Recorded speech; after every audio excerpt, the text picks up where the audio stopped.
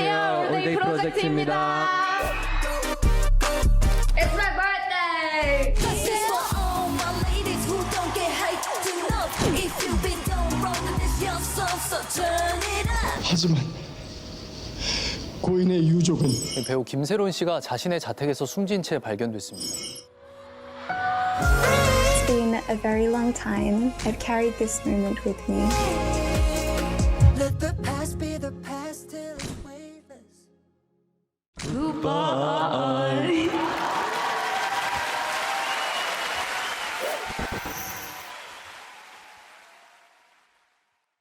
Ah, la K-pop, une musique décriée, pointée du doigt, mais aussi une passion qui t'anime et qui te donne le goût du voyage. Un centre d'intérêt qui rapproche, crée une communauté, des liens. Et cette année encore, en bien comme en mal, la K-pop aura fait parler d'elle. Entre polémiques, records, performances et sorties musicales, je vous propose de revenir sur les événements qui ont marqué la K-pop en 2025. Mais avant que cette vidéo ne commence, n'hésitez pas à apporter un max de soutien en vous abonnant, laissant un like, commentant et boostant la vidéo. Ça nous permet de voir que vous aimez nos vidéos et ça nous donne énormément de motivation, donc n'hésitez pas, merci beaucoup.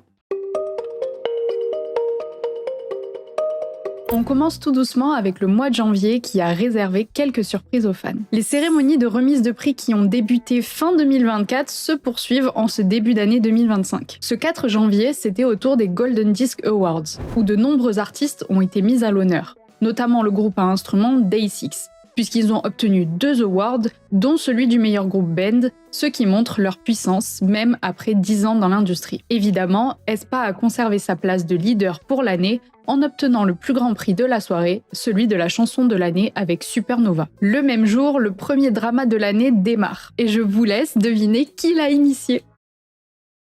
Les ARMY, voilà, bravo, vous gagnez tous un chocolat.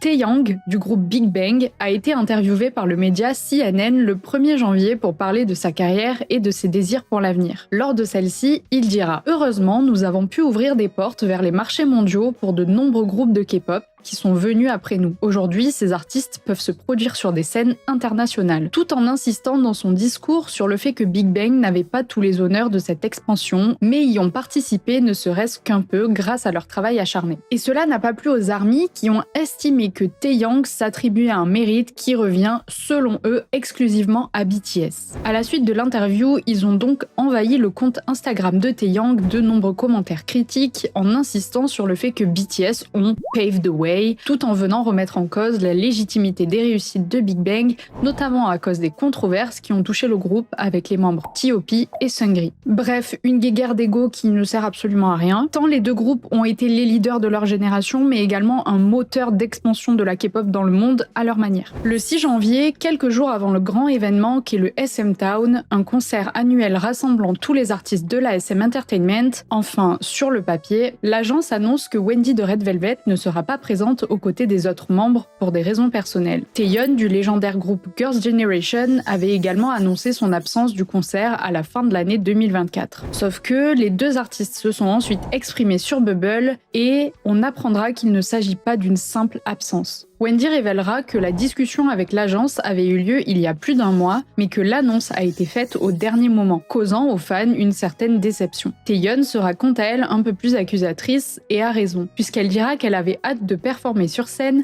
mais que l'agence n'a carrément rien préparé pour elle. Cela pose ainsi la question de la gestion des groupes dans la SM Entertainment, puisque ça fait plusieurs années que le même schéma se répète. Les groupes qui ont fait leur temps sont complètement délaissés face aux nouveaux débuts. Et le pire, c'est que ce ne sera pas la seule fois que Taeyeon fera face à la mauvaise gestion de l'agence, puisque plus tard en avril, alors que l'artiste devait fêter son 10e anniversaire de carrière à Tokyo, il sera annoncé à 2 jours du concert seulement que celui-ci est annulé. Et attendez, ce n'est pas fini. L'annulation des billets a été publiée sur la plateforme d'achat des billets, sans aucune mention ni de l'artiste ni de l'agence. Donc forcément, les fans ont exprimé leur mécontentement en dénonçant les pratiques de SM Entertainment qui, de par sa mauvaise communication et son manque d'implication, fait perdre de l'argent aux fans, mais ruine également la carrière de l'artiste. Taeyeon publiera le communiqué des fans sur son compte Instagram comme un signe de protestation et d'incompréhension. Bref, entre les problèmes du côté de EXO-CBX, de Rise, de Red Velvet et maintenant de Taeyeon, on se demande vraiment ce que fait l'agence avec ces groupes et sa vision complètement erronée des carrières des artistes qui ont une date de péremption sur la tête. En parlant du SM Town, c'est justement à l'occasion du concert célébrant les 30 ans de l'agence que celle-ci a dévoilé le teaser de son nouveau girl group à venir, Heart to Heart. Hearts to hearts.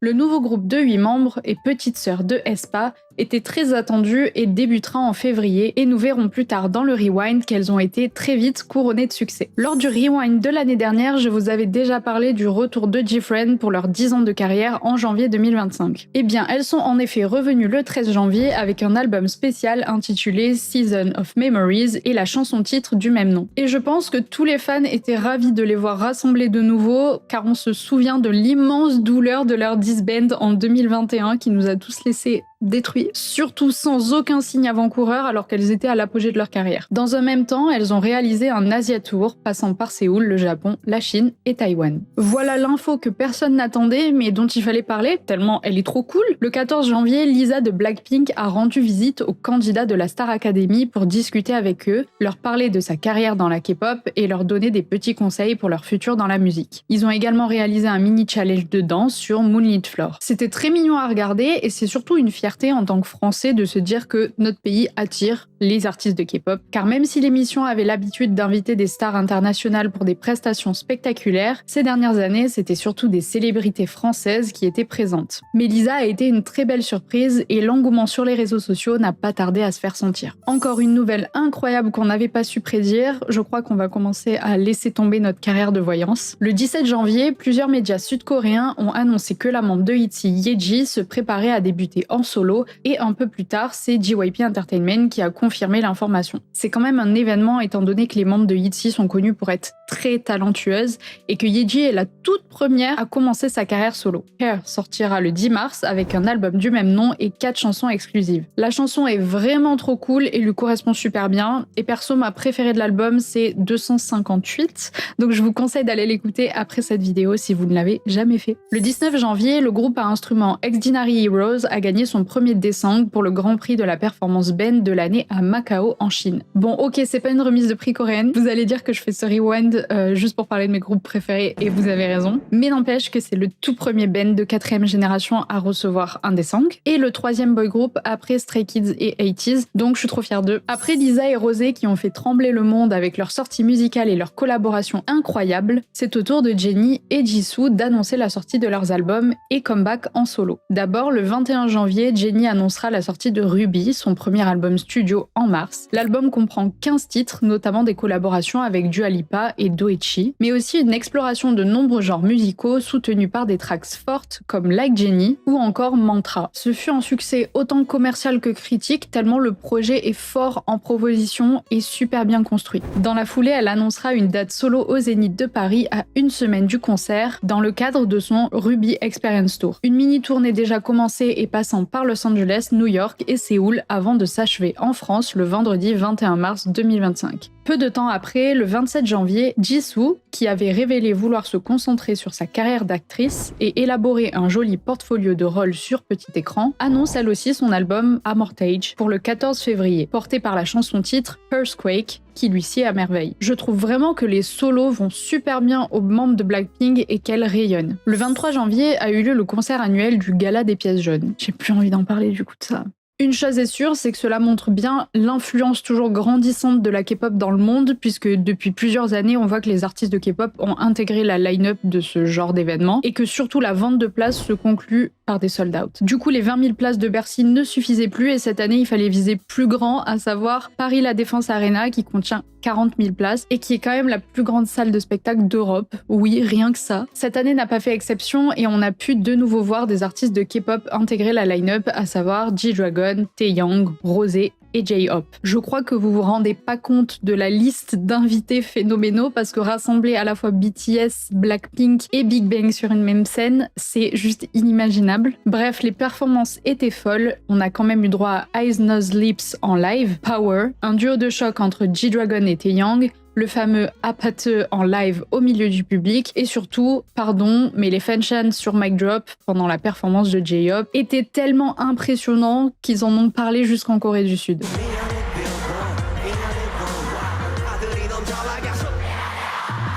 Le 24 janvier, K-Soul de Fantasy Boys annonce son départ du groupe après presque 4 mois de hiatus pour des raisons de santé au sein de sa famille. Le hiatus avait été annoncé seulement une dizaine de jours après ses débuts avec le groupe. Sauf que, au travers de son post sur Instagram, on apprend que l'idol n'était même pas au courant de son départ et l'a appris via le Dom Café réservé aux fans du groupe. Est-ce dû à ses polémiques passées concernant la grossophobie ou encore son jugement critique sur les idols qui sont en couple? On ne sait pas. Et vous allez voir qu'on n'a pas fini d'entendre parler de Pocket Doll Studio cette année. En février, on a eu beaucoup de jolies nouvelles, mais aussi des témoignages de l'évolution des mœurs en Corée du Sud. Comme ce 4 février où Kim Lip, ancienne membre de Luna et membre de Artemis, a participé à une émission sur la chaîne YouTube de Joey de Momoland et y a dénoncé les inégalités de genre et les doubles standards dans l'industrie de la K-pop.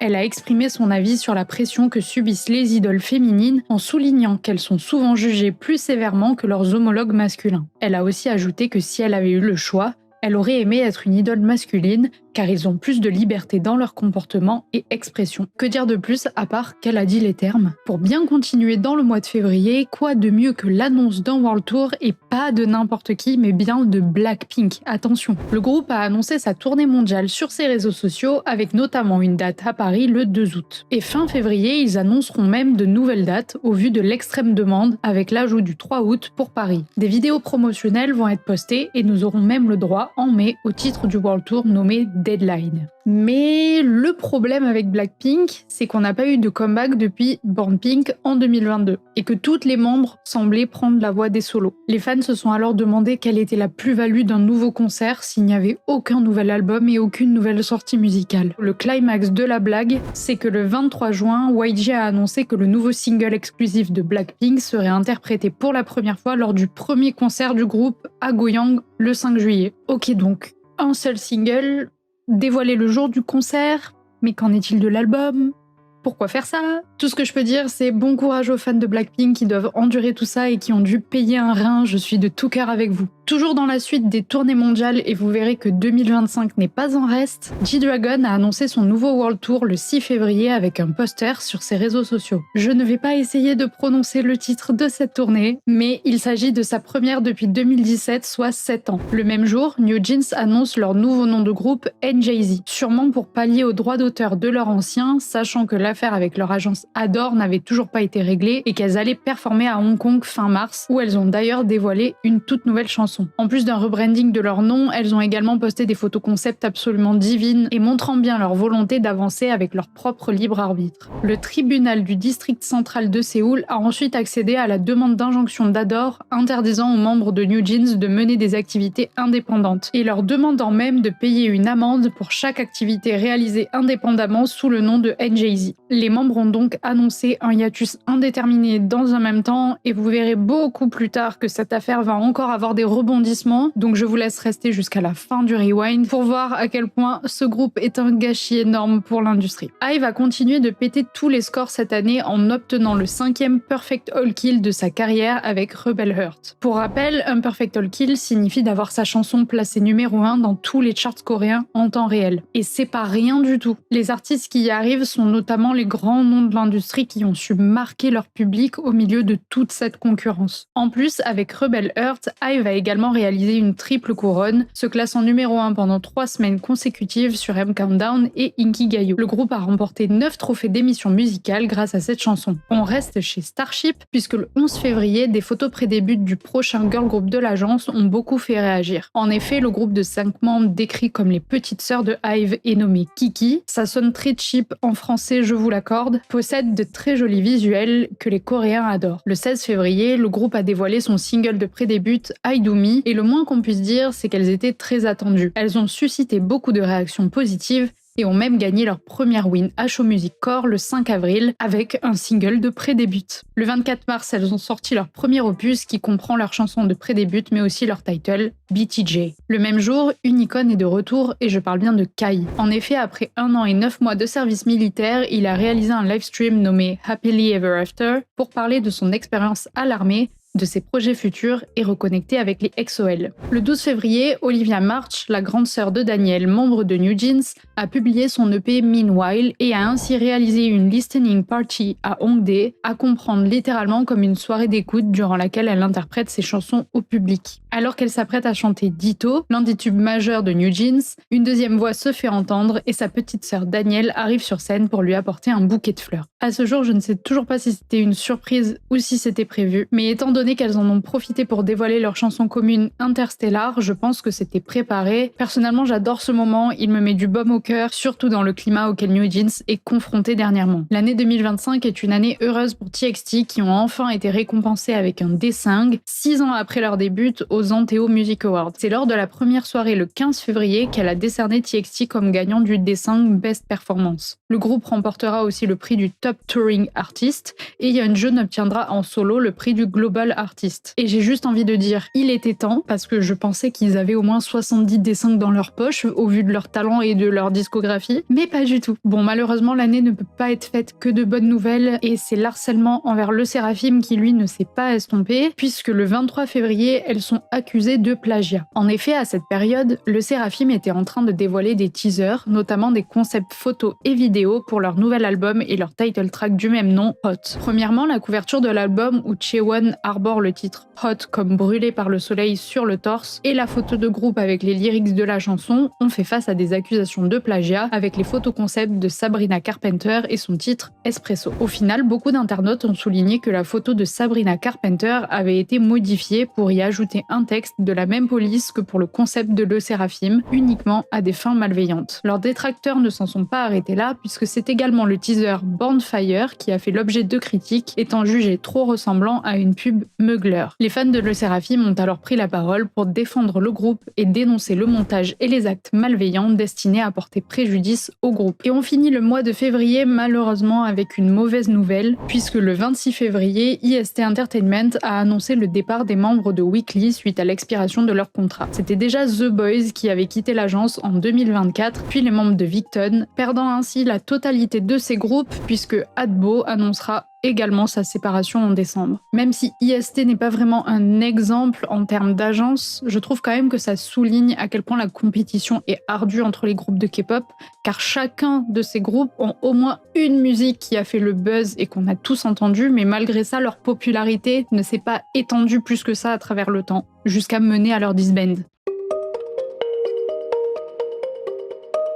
On arrive ainsi doucement au mois de mars, un mois qui débute très fort puisque le 3 mars a eu lieu la 97e cérémonie de remise des Oscars à Los Angeles. Et c'est durant cette prestigieuse cérémonie que Lisa a eu l'honneur de performer sur scène aux côtés de Ray et Doja Cat, un fabuleux medley de chansons issues de James Bond. Elle devient ainsi la toute première artiste de K-pop à assister à la cérémonie et à y performer, ce qui vient encore une fois prouver sa renommée en tant qu'artiste. Le 4 mars, Xiumin, membre de EXO, a accusé KBS de l'empêcher de se promouvoir au Music Bank. Pour une petite remise en contexte, l'année dernière, les membres de EXO CBX, Chen, Baekhyun et Xiumin avaient rompu leur contrat avec la SM Entertainment. Baekhyun avait alors ouvert sa propre agence, INB 100, et géré les activités des trois membres. Du coup, le 10 mars, Xiumin allait sortir son premier album solo, Interview X, après une longue pause de 2 ans et demi. Et l'agence a expliqué que malgré plusieurs tentatives pour organiser des rencontres avec KBS, elle n'avait reçu aucune réponse et avait été ignorée. KBS aurait alors informé l'agence qu'il était impossible pour Xiumin de participer à des programmes comme Music Bank où les artistes de SM Entertainment se produisent, soulignant ainsi le conflit d'intérêts qui oppose EXO-CBX et leur ancienne agence. Et en soi, c'est légitime de demander une justice, parce que ce genre de situation pourrait aller très loin. Si on donne les pleins pouvoirs à SM Entertainment, alors ils pourraient avoir le droit de boycotter tous les artistes avec qui ils sont en désaccord. KBS a réagi rapidement en niant les accusations et qu'il s'agissait d'un malentendu. En tout cas, cette situation a ravivé de nombreux souvenirs de fans par rapport à des cas similaires, comme JYG, membre de TVXQ qui avait porté plainte contre SM Entertainment, accusé d'entraver leurs apparitions télévisées. En 2015, une loi avait même été adoptée pour empêcher ce genre d'abus. Un peu plus tôt, en février, Songkra de 80s avait été nommé ambassadeur de la collection Printemps-été Homme de la marque de luxe française Isabelle Marant. Et pour la Fashion Week de Paris le 6 mars, il a même eu l'occasion de faire ses débuts en tant que mannequin pour la marque. En plus de ça, on ne le voit pas trop, mais il portait des talons, renforçant son côté androgyne absolument magnifique. Le 10 mars, une nouvelle inattendue et très décevante a été publiée. 3 membres de Dreamcatcher n'ont pas renouvelé leur contrat avec leur agence. Et même s'il a été précisé qu'elles continueront leurs activités de groupe, on connaît les groupes qui ont fait ça et qui n'ont plus jamais fait de comeback depuis 3 ans, coucou Mamamoo. D'autant plus que Shion va commencer ses projets solo et que les 3 membres restantes ont débuté leur sous-unit UAU. Et le problème, c'est que Dreamcatcher, c'était un groupe cool, avec de la musique qui change et des membres talentueuses. Donc c'est toujours triste quand un projet comme ça se termine. Et puis tout d'un coup, comme ça, le plus gros scandale de l'année a éclaté. Vous le savez, dans la sphère K-pop, on a au moins un drama majeur, et souvent bien plus, qui ternissent notre année. En 2024, il y en avait beaucoup. Cette année se passait un peu trop bien, et puis c'est arrivé. Pour votre bien-être mental et le mien, j'en ai fait un résumé qui vous permettra de comprendre les gros enjeux de l'affaire, mais j'ai pas envie de rentrer trop dans les détails parce que on est fatigué honnêtement. Si vous voulez en savoir plus, il y a Togen qui a fait une vidéo qui décrit vraiment tout. Donc voilà, n'hésitez pas, c'est en barre de description, allez voir si jamais vous êtes intéressé. Pour le début de cette affaire, il faut retourner en février où l'actrice Kim Se-ron a été retrouvée sans vie à son domicile. La piste supposée était celle du suicide, étant donné qu'aucun signe d'effraction n'a été commis et que l'actrice a eu un passé difficile et controversé, mêlant une expulsion de son agence Gold Medalist en raison d'un accident de voiture en état d'ivresse, puis une dette énorme à devoir à cette fameuse agence, et une déclaration importante concernant l'acteur ultra populaire Kim So-yeon, acteur de la même agence, qui ne sera au final jamais révélé. En gros, une carrière très problématique pour l'opinion publique et une pression énorme qui ne devait pas être simple à gérer. Ce qui va tout faire péter, c'est une vidéo YouTube sortie le 10 mars d'une chaîne très connue en Corée du Sud qui a affirmé que Kim Se-ron et Kim So-yeon étaient sortis ensemble en 2015 pendant 6 ans, alors qu'elle avait 15 ans et lui 27 ans. D'après la chaîne YouTube, leur relation de couple aurait pris fin le 7 juillet 2021. Ces déclarations proviennent de la famille de Kim Se-ron qui accuse l'acteur de l'avoir fréquentée alors qu'elle était mineure et d'avoir exercé une pression pour qu'elle rembourse un prêt qu'elle lui devait. Suite à cela, des nouvelles photos et lettres vont être révélées. Et l'affaire va provoquer un tollé médiatique tel que toutes les marques se sont désengagées de Kim So-yeon, qui était, rappelons-le, parmi le top des acteurs coréens. De plus, il a été découvert que le fondateur de l'agence Gold Medalist est le demi-frère de Kim So-yeon, qui a changé de nom pour invisibiliser leur lien de parenté, posant la question de la fausse objectivité et des manipulations de l'agence dans l'affaire. Le 31 mars, Kim So-yeon a donné une conférence de presse mais a refusé de recevoir des questions de la part des journalistes. Il a nié avoir été en couple avec Kim Se-ron quand elle était mineure et a prétendu que les messages présentés par la famille étaient faux. Il a également porté plainte contre la famille pour 8 millions d'euros. La chaîne YouTube et la famille ont alors révélé de nouvelles preuves pour contredire les déclarations de l'acteur. Et voilà ce qu'il faut retenir au global, maintenant c'est à la justice de faire son travail. Moi ce que je trouve horrible personnellement, c'est qu'un tel scandale éclate après le décès d'une personne. Je sais pas si on se rend compte, mais autant les médias que les youtubeurs, plein de gens ont commencé à parler de cette affaire et à vouloir rajouter toujours plus d'infos et plus de détails alors qu'on parle quand même d'une personne qui n'est plus en vie et surtout qui a subi une pression médiatique énorme. Dans la K-pop, il y a une espèce de curiosité morbide et un tribunal médiatique qui pousse au harcèlement. La première victime de cet harcèlement, c'était Kim Se-ron, mais maintenant c'est retourné contre Kim So-yeon parce qu'en fait les gens décident d'être dans un camp ou dans l'autre et décident de harceler la personne. Ni les fans ni l'industrie ne prennent note de ce qui s'est passé dans le passé et des conséquences que ça peut avoir. Bref, je vous en parle parce que c'est quand même le drama de l'année, mais je clôt tout de suite ce sujet parce que j'ai bien envie de passer à autre chose. Le 11 mars, le nouveau girl group de SM Entertainment, Hearst to Hearst, a gagné sa première win avec son single de début, The Chase as the Show, ce qui les promet un avenir radieux. J'en profite pour faire un mini bilan des nombreux concerts qu'on a eu en France. Il y aura d'autres bilans qui vont arriver par la suite, mais en fait, il y a eu tellement d'annonces de concerts que je préférais tout regroupés en même temps. On a eu Kang Daniel,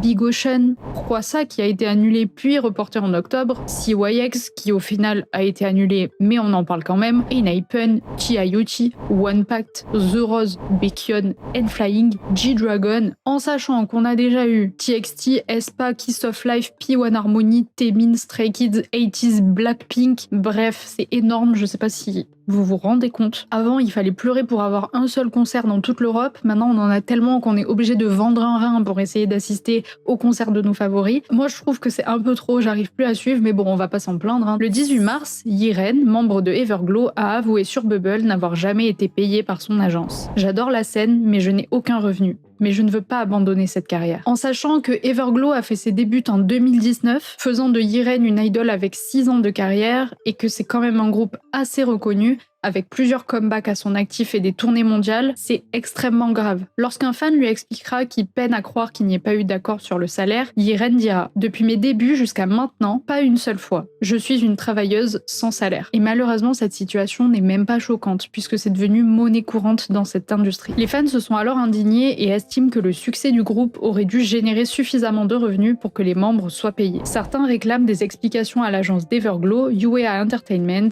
et exigent la transparence sur la situation financière du groupe. La CEO de UA répondra un mois plus tard que l'argent investi par l'agence pour les membres n'avait pas encore été remboursé malgré toutes les activités du groupe, pour qu'au final le contrat du groupe arrive à son terme le 13 mai, libérant les filles de leur agence. Honda et Shion préciseront que seul le contrat est arrivé à terme, mais que ça ne signifie pas la fin du groupe en lui-même. C'est en septembre que l'on apprendra que le groupe continuera à 4 membres, à savoir Shion, IU, Honda et Aisha, dans une nouvelle agence, Cheetah Company. Le 19 mars, l'affiche du Lollapalooza de Chicago a été dévoilée et de nombreux artistes associés à la K-pop seront présents. La scène mythique du festival s'enflammera du 31 juillet au 3 août 2025 avec la présence de Kickflip, Katseye, Boy Next Door, Wave to Hers, Exdinary Heroes et Twice en tête d'affiche, qui marque l'histoire en devenant le premier groupe féminin de K-pop à figurer en tête d'affiche du Lollapalooza Chicago. Pour finir le mois, le 24 mars, Lara du groupe Katseye a communiqué avec ses fans via Weverse et a usé d'une métaphore pour faire son coming out bi. Elle expliquera également que cela s'est su en interne dans le survival du groupe Dream Academy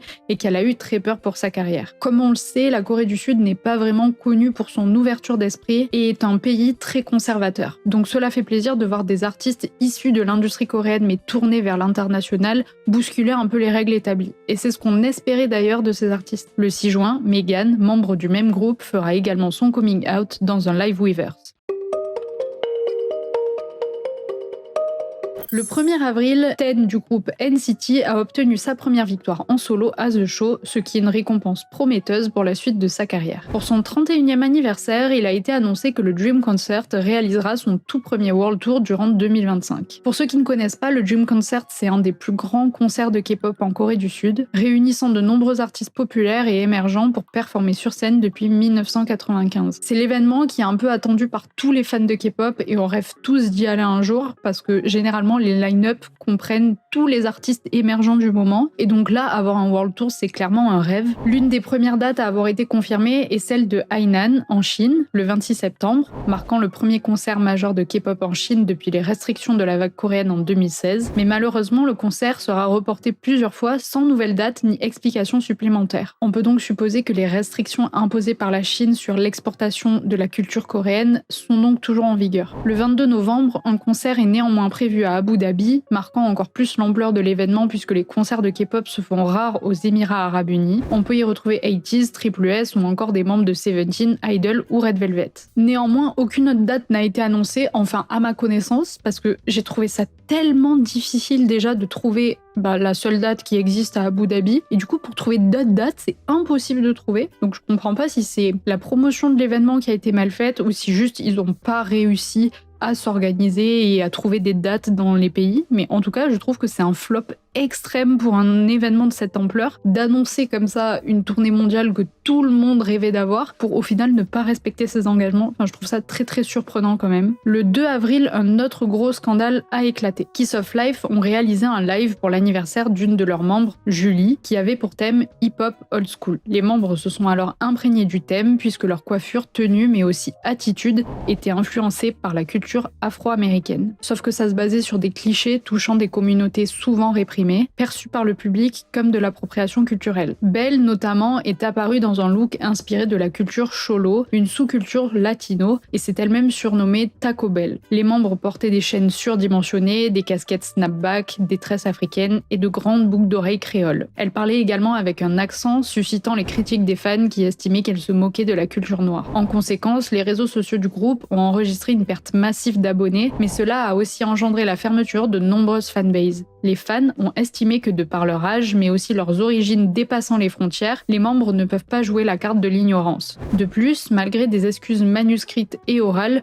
le groupe a été retiré de la line-up pour la KCON LA 2025, ce qui témoigne de l'ampleur du scandale. Aujourd'hui, Kiss of Life, qui devait être un des groupes majeurs de leur génération, est un groupe qui divise et on n'entend même plus tellement parler d'elle. Le 4 avril, Wendy et Yeri de Red Velvet ont annoncé quitter SM Entertainment pour leurs activités individuelles, mais restent néanmoins membres du groupe si futures activités il y a. Le 10 avril, il a été annoncé que les 6 anciennes membres de Momoland ont signé un contrat avec Union Entertainment. Pour rappel, le groupe avait annoncé sa séparation en février 2023 après l'expiration de leur contrat avec MLD Entertainment. Elles publieront ensuite leur MV Rodeo le 8 septembre, qui signe le premier comeback du groupe depuis 3 ans. Et évidemment, notre Coachella annuel est arrivé avec son lot de performances K-pop. Car depuis quelques années, les artistes de l'industrie se voient de plus en plus invités au festival mythique. Cette année, on a eu le droit à Lisa, Jennie, Enhypen et le groupe japonais XJ qui se sont produits durant 2 week-ends. Le groupe Superkind annonce sa dissolution via un communiqué de leur agence le 11 avril. Le groupe était devenu viral puisqu'il mélangeait des membres virtuels et réels, ce qui était plutôt innovant dans l'industrie. Seulement, les sorties se sont raréfiées et la présence du groupe sur les réseaux sociaux également, ce qui a conduit à leur dissolution d'un commun accord avec leur agence. Le 14 avril, le groupe Astro a dévoilé les affiches de son nouveau concert, le premier depuis 3 ans et depuis la disparition de Moonbin, et beaucoup auront remarqué la présence de Rocky. En effet, l'idol avait quitté le groupe en 2023, puis avait poursuivi sa carrière en solo. Sur l'affiche, un papillon blanc, rappelant Moonbin, est également présent avec les membres d'Astro. C'est déjà une bonne nouvelle de voir le groupe se réunir à nouveau sur scène, mais la démarche est encore plus belle pour y avoir intégré Moonbin. Le 17 avril, Jin, membre de BTS, a officiellement dévoilé les dates de sa toute première tournée mondiale en solo. Cette série de concerts s'étendra sur 9 villes à travers le monde, avec 2 représentations prévues dans chacune d'elles, notamment en Europe, à Londres et Amsterdam. Je parlais un peu plus tôt du fait qu'il y a très peu de concerts de K-pop dans certaines zones et que c'est en train de s'améliorer parce que la K-pop s'exporte de plus en plus. Eh bien, aespa a réalisé un concert au Maroc, à Rabat, pour le festival Mawazine, et je trouve ça trop cool puisque c'est le premier groupe de K-pop féminin à s'y produire. Il y avait déjà eu 80s l'année d'avant.